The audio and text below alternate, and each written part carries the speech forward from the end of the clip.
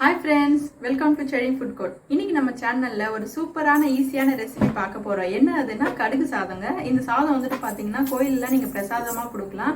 அது மட்டும் இல்ல வீட்ல விசேஷம் இருக்கிற அன்னைக்கு கூட நீங்க இதை செய்யலாங்க. ரொம்ப சூப்பரா இருக்கும். வாங்க இதை எப்படி செய்யலாம்னு பார்க்கலாம்.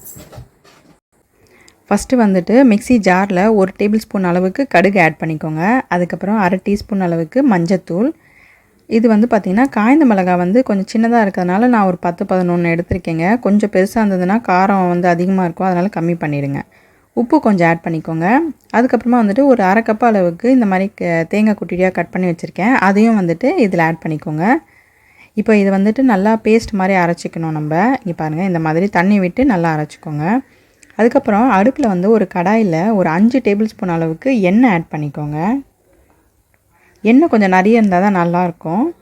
அது கூட நம்ம எண்ணெய் சூடான பிறகு 1 டேபிள் ஸ்பூன் அளவுக்கு கடலைப்பருப்பு ஆட் பண்ணலாம். 1 டீஸ்பூன் அளவுக்கு கருப்பு உளுந்து ஆட் பண்ணியிருக்கேன்னா ரொம்ப டேஸ்டியாக இருக்கும். ஒரு வேளை கருப்பு உளுந்து இல்லைன்னா பரவாயில்லைங்க, ஒயிட்டே சேர்த்துக்கலாம் நீங்கள். அதுக்கப்புறம் கறிவேப்பிலை கொஞ்சமாக ஆட் பண்ணுங்கள்.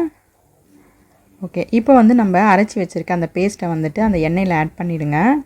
இது நல்லா பச்சை வாசனை போகணுங்க. எண்ணெய் பிரிஞ்சு வரும், அப்போ தான் நம்ம ரைஸே ஆட் பண்ணணும், குக் பண்ண ரைஸை. இதில் உப்பு கொஞ்சமாக சேர்த்துக்கோங்க.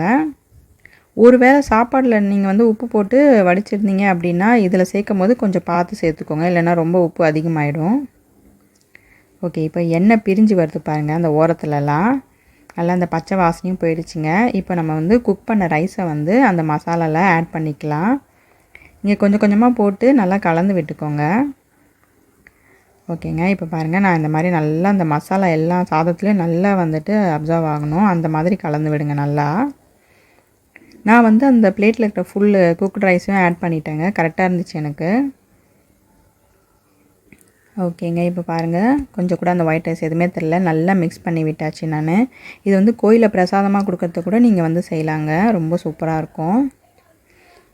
ஓகேங்க, ரொம்ப ஈஸியாகவும் செஞ்சிடலாம். பாருங்கள், சூப்பரான கடுகு சாதம் ரெடி.